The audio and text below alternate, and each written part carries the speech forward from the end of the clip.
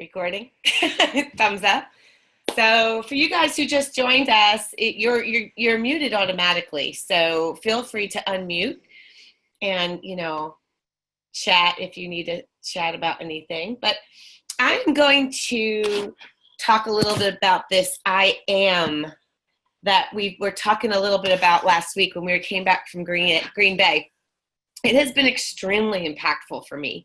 And I think we mentioned the book, The Power of I Am by Joel Osteen.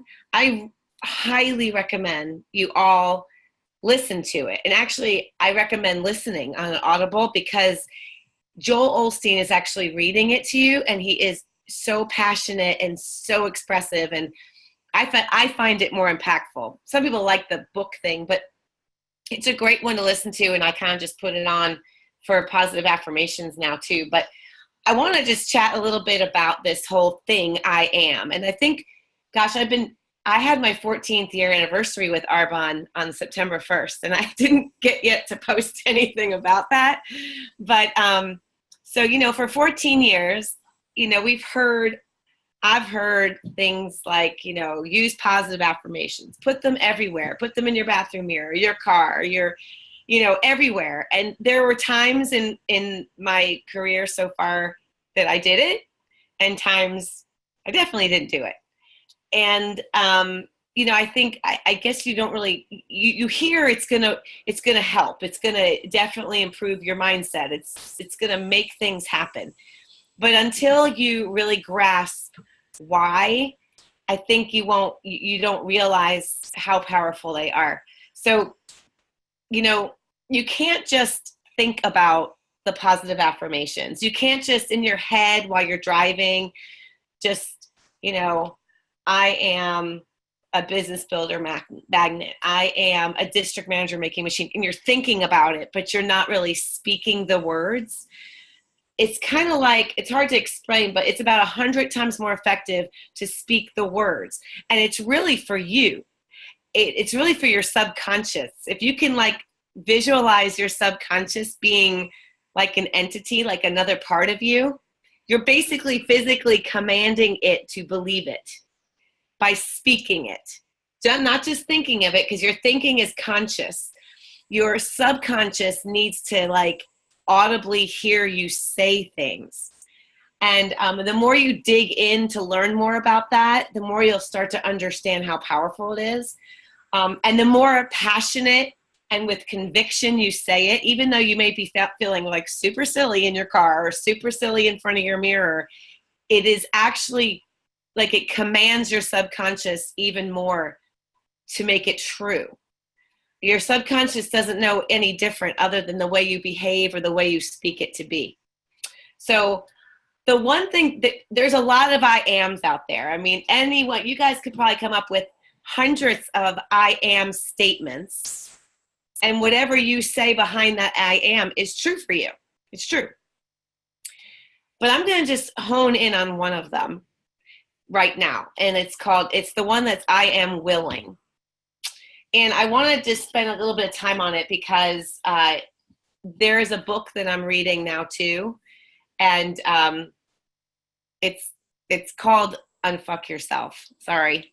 I hate to, sorry, but it is. It's called that. And there's a hand in the word, but I will tell you, it goes into all this in a lot of detail. But the one that struck me the most was this chapter on I am willing, because it really affects our business and what we do in our business. So I'm going to I have notes here, so I'm kind of be glancing over, but I'm going to kind of throw this out at you. And I want you to think about this. You have the life right now that you are willing to put up with. Think about your life right now. It is the life that you are willing to put up with. And that's why you have this life right now. It's all based on what you're willing to put up with. So if you're willing to put up with your situation, whether you like it or not, that is the life you have chosen. Interesting, huh? But I have a lot of people, and he talked about a lot of people that say, but wait a minute, but wait, I have these circumstances. I have these issues. I have this stuff going on. And it's a perspective of when you start defending your circumstances, when you start putting that but behind it, you know, when you say something and you're like, but anything after the but, you're making a case for actually where you are right now. And that's where you'll stay, because you're setting yourself up for that excuse to be true. You've got to give up the excuses, and you've got to give up the buts. You have to be willing to move past where you are right now. And a lot of people say they are, but they're really not, or it would change.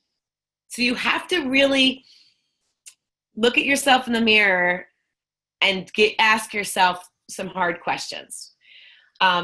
You cannot, like emphasize, cannot dwell in any blame game in your life. You can't be blaming anyone else. You can't even blame yourself, which a lot of us blame ourselves. And because there's always something you can do to impact those circumstances. But first you have to be willing. So there's a few interesting ways to start to analyze this for yourself. So first of all, you have to accept 100% responsibility for what you do with your life in the aftermath of any of the events that happen in your life. And trust me, I completely understand life happening and really hard life happening. But you have to also own 100% of responsibility for how you're going to be impacted by those things. That's your choice.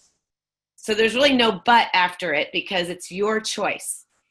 Here's the definition of willingness. I thought this was good. It's defined as the state of being prepared or readiness. The state in which we engage in life to start seeing perspective is willingness. It begins and ends with you, and actually only you can make yourself willing. But you can't move forward until you are willing. So when you're willing, you will experience an enormous freedom and a more enormous like lift of weight off your shoulders.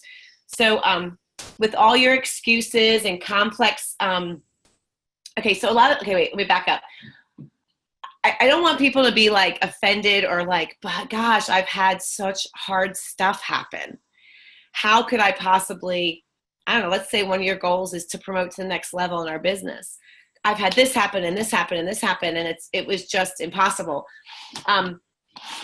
It wasn't impossible. You just at the time aren't willing to do anything about that circumstance to make your goal happen. So if you it's taking ownership. It's okay, but kind of like own it for what it is. You weren't willing. And I know in my career I can look back and I know I wasn't willing. I could still point out all kinds of things that were going on that prevented me from growing my business. It was just that, you know what? I really wasn't willing at the time, if I really think about it. I wasn't willing to do what needed to be done at the time to make something shift. So every time you give yourself a but or an excuse, you're kind of making yourself a victim. And you don't want to put yourself in victim mode. So I know that's kind of frustrating, and it's kind of like you get a little mad at that because it's easier to blame other things and excuses. But the cool thing is it's in your control, and it's really everything to realize your greatness is just in the flip of a verbal switch for yourself. So I want you to ask yourself this, and it's kind of like an exercise you're going to want to do on your own after this call. It's simple, but it's going to take some thought. Here's the question. Where is willingness missing in your life? Where is willingness missing in your life? Like willingness that's really bold, really inspired, really like you're ready for the next step. Is it missing in your personal relationships, the willingness to make it better? Is it missing in your parenting? Is it missing in your job if you work a full-time corporate job or another type of job other than arbonne? Or is it in your arbonne business? Where are you missing willingness in your life? There's this quote by Seneca, and it says, fate leads the willing and drags along the reluctant. Think about that for a minute. Either you control your destiny or your destiny is going to control you. There's no choice. It's going to keep going. Life's not going to stop for your pauses, for your procrastinations, for your fears, your confusions. It's going to keep going on. And you're probably thinking about in your life, where has that happened, where you've procrastinated, where you've paused on something that you weren't willing? Life kept going, right? It just keeps going. So, but you'll be dragged along with life. You just won't be dragged along in life towards your goal. You'll just be dragged. So, for example, I think of in this business, like that's the feeling when, let's say you realize someone else that started at the same time you did. Let's say they launched their business the same time as you did, but yet they're growing their business much faster. And a lot of us sit there and go, oh, and there's the blame. Oh, I've had this, or they must have that, or whatever. When in actuality, it's just that they're more willing to do what it takes to get growing faster.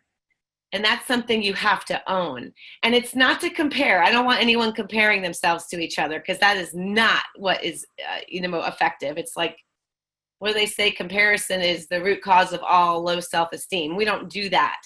But what it is important is to reflect about yourself. Wow, you know what? We started the same time, and they're an area manager and I'm a district manager, but I want to get to area manager. So, where's the difference? And I know people call other people and say, what did you do? What's your secret? Do you do reach out method A or B or whatever? And honestly, it's all boiling down to willingness. Who's willing to change the direction of their life, to change the direction of their business, to make that happen for themselves? It's your responsibility. So whenever you're just feeling like you're in a pause or you're procrastinating and you know it, ask yourself, am I willing? It actually has to be answered, yes or no. There's no sort of, kind of, there's no way to answer it. It's either you're willing or you're not willing. Okay, so I'm going to give you an example. I'll give you two, but one is willing and one is unwilling. I was at the pool the other day at my apartment, and there was a lovely woman, and we were chatting, and I thought to myself, I'd like to talk arbonne with her. Let me start to look for clues and see how this conversation can come up.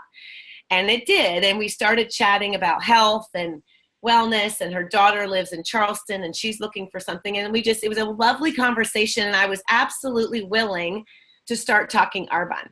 That was very natural. And I made the decision, even if it was subconsciously, to be willing to do it.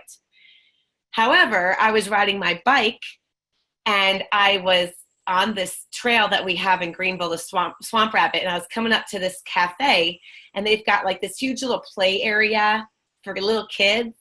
And there had to be 15 mommies with babies and kids in there.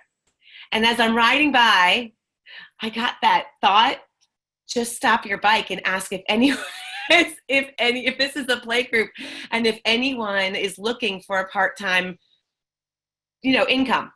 And I'm like, this is the whole I am not doing that. And I'm just kept riding like, no, I am unwilling to stop and total strangers. And I kept riding, but I thought about it for so long. I even talked with Debbie Murphy at the beach about it. I'm like, you know what? So what?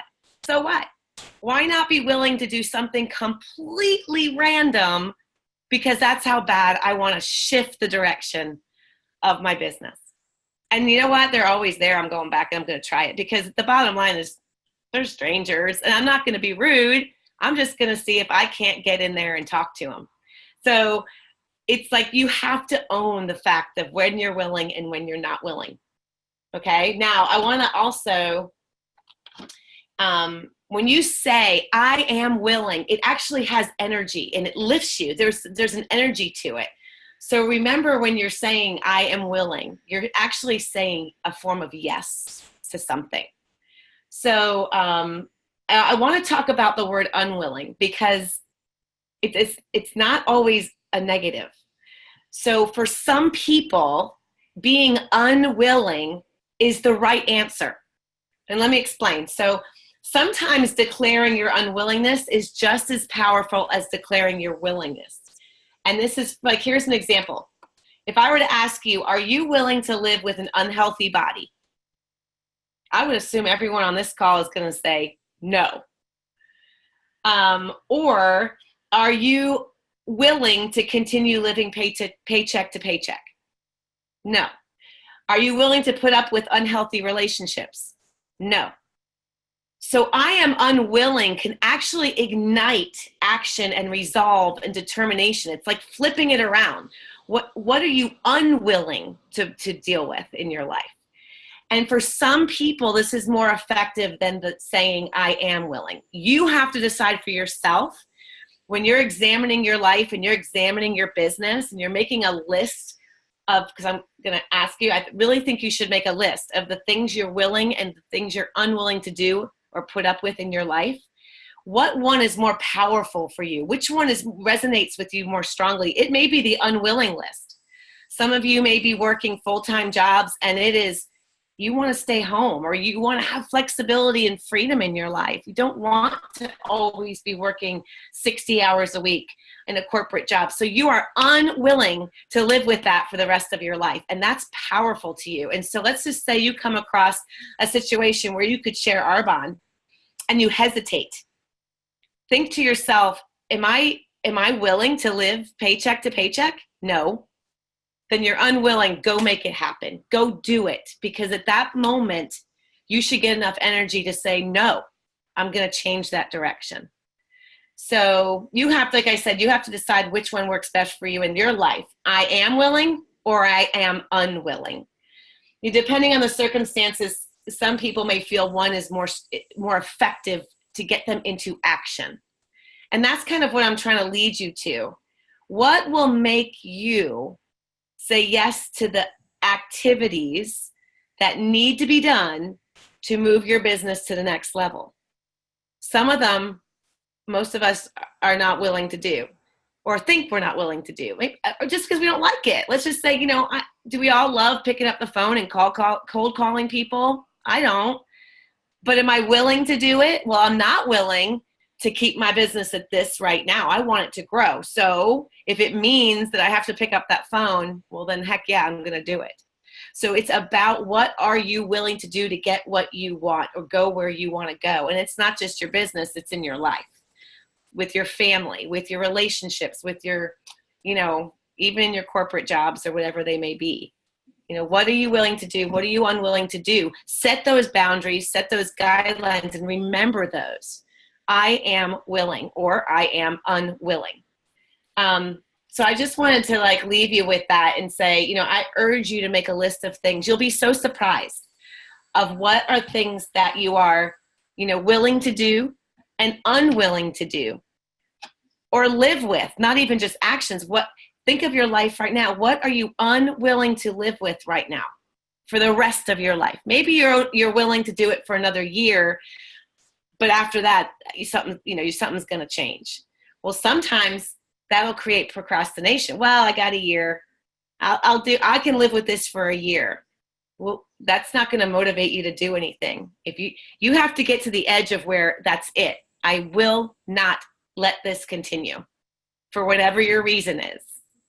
And usually it's, discomfort or unhappiness, or you want something. So what are you going to do to make this arbonne vehicle help you achieve that? What are you willing to do? And maybe what are you unwilling to live with anymore? So that was very powerful to me in this book, because the way he approached it as taking full responsibility, can't have excuses, because then you're a victim. And who wants to be a victim? No one wants to be a victim. So own it and change the perspective on it. Decide. So that's kind of what I wanted to share. The book is awesome. And actually, I don't have the author right in front of me. I know Debbie read it too. I know. Do you have the author, Deb? Do you have it in front of you? I know you're muted. It's a great Audible because the author's reading it. And I love when authors read because they just have more passion. And he's Scottish, so he's got a little cool little accent too. But yeah. And that's it. Does anyone have any questions about anything? I have a comment. Yeah. So this is what I've been working a lot on lately that I think has been helpful for me is sometimes you're not willing, but you can't get yourself into the mode of activity and being willing. And I don't know if that makes sense to anybody. You're like, I know I'm unwilling to live like this, but what is going to motivate me to press play in my business or in my whatever finances, whatever it is, what's going to motivate me? And I firmly believe that dreaming, casting vision, write it down, close your eyes, picture exactly what you want your day and your life to look like. And that, for me, motivates me to pick up the phone and to call people and to follow up on stuff. Because thinking about what I'm not willing to do or beating myself up about not wanting to do the activity or not being willing to do the activity, for me, if I cast vision for what I want, it's so helpful.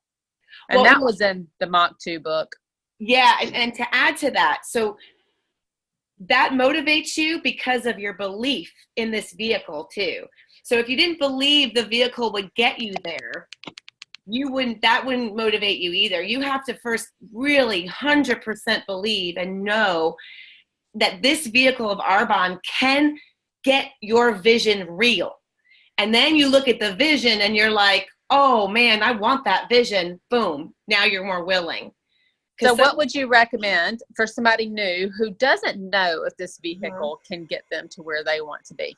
I think that's a great point. And I know for me, and I think you do it too, I love to read Ian Arbonne stories. I really love to dig into YouTube and hear people's stories because that's real. That's real people building real businesses and achieving things that is in your vision.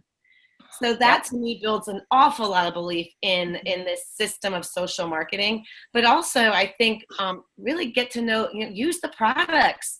Use the products, build your belief in the way these products help people. And that also is very impactful. And and then of course the company, if you have any questions or belief cracks about this company and the ownership and the corporate side of it, you need to ask us. We've been around a while and we've got information that can help you build your belief in the stability and strength of this company.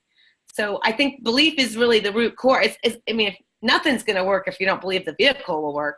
We know the vehicle works, and that's why you went right to vision. You're like, I got to cast a vision because I know it works. I just got to have that vision for myself, and that will help me become more willing. So it's like a step process. Like belief, get that down, guys. Get that. That's actually kind of easy because it's out there, and you can just immerse yourself in it. But I think new people have the advantage of the excitement, like the first couple of months, especially just the excitement of, finding products you really love and wanting to share them with people. That some of that vision and some of this kind of stuff really comes into play, I think, almost a couple of months in when they hit a roadblock. Because typically the first couple of months are, it's just fun and new and exciting, and you've got a sponsor who's there right alongside you. But the book that Debbie mentioned is by Gary John Bishop. It's a good book. Good. It's really good. It kind of calls you out when you already know some of it, but it's a really great way of looking at things.